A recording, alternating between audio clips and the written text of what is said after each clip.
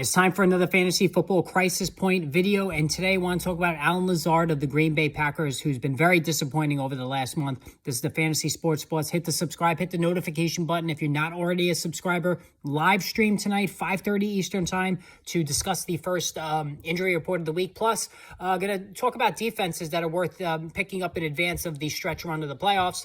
Of the regular season, and then during the playoff weeks as well. So I'm going to take a look at that. And then, of course, all your questions answered from the chat. Now, in terms of Alan Lazard, so I've been a big Alan Lazard fan coming into the season. I know he missed week one with injury, but I told you after week one to buy low on him because he, on a Packers offense that was severely lacking a ace wide receiver after Davante Adams was unexpectedly traded over the previous winter. I thought Lazard, given his past rapport with Aaron Rodgers, would be the safety valve, would be the number one target of Rodgers going into the season.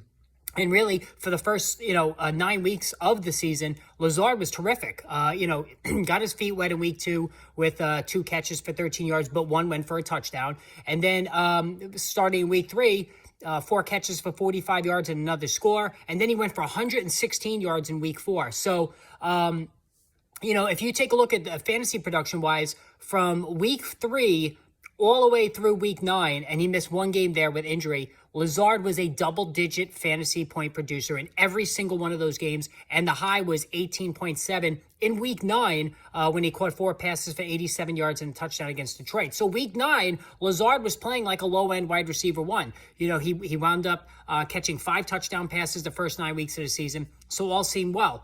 But unfortunately, starting around that time, Christian Watson, the light bulb went on. The rookie wide receiver from North Dakota State, who dealt with injuries going back to the summer, having trouble holding onto the football, earned the ire of Rodgers in terms of maybe just was slow to pick up the offense. But once Watson really started to go ballistic, starting in week 10 against Dallas, the Alan Lazard show went on hiatus. So against Dallas, week 10, November 13th, only 3 catches for 45 yards, no touchdowns.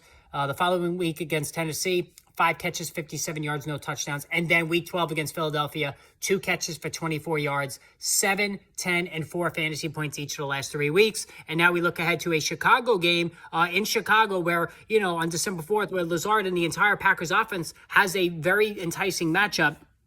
But do we put Lazard out there now, given his struggles and the fact that now Rodgers is looking toward Christian Watson a whole heck of a lot more, 6 touchdowns total over the last 3 games. So for me, as a Lazard apologist, I have to say that I'm benching him in the league that I own both Watson and Lazard. I'm going to go with Watson this week. I just can't ignore it any longer. His massive production.